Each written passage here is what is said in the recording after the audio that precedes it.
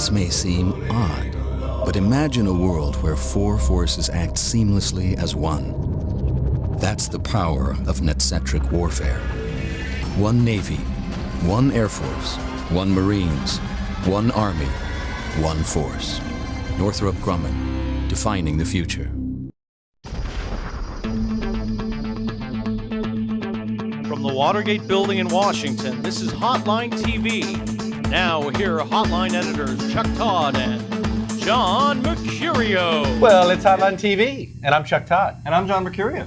Chuck, Democrats are going to win the House, right? They are? What happens if they don't? They don't? The Houston Chronicle's Craig Hines wrote a piece this weekend suggesting that Rahm Emanuel and Chuck Schumer are setting up a fall guy to take the blame if the party falls short this year. That fall guy, of course, Not Steve Austin? DNC Chairman Howard Dean. Or Lee Majors, excuse me. We can rebuild him.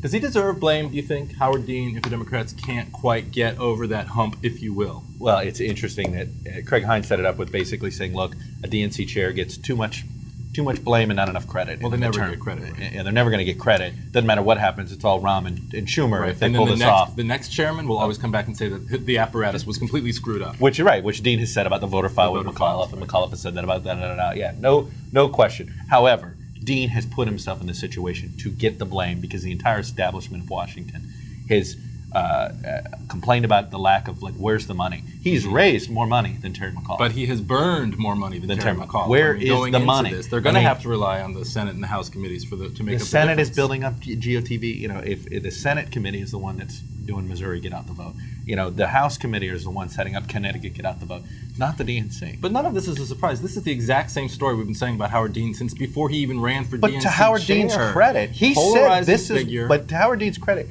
what he's doing is exactly what he said he'd do. Right. I'm taking the money and spending it in 50 states. Well, also to Howard Dean's credit, he has instructed his staff clearly to get out the storyline right now in September that if we lose, I'm going to blame. Goes on the record. So watch that. Stacey Paxton, former colleague of CNN. But she went on the record to talk about that, which is sort of stunning, which is really just sort of a buried quote. I thought it was very end. To me, that's like the lead of what it should have been. But it was a total in your face. But nobody's Rahm take this, Schumer take that. Rahm, Schumer.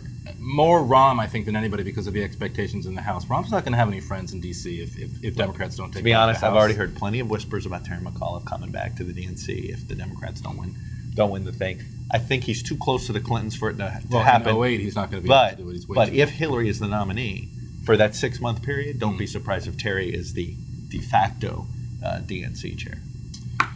All right, that's enough for today. Join us tomorrow as we check out a bunch of nasty press corps and just how they're hurting their home state senators. Until then, I'm John Mercurio. And I'll be Chuck Todd. We'll see you next time on Hotline TV.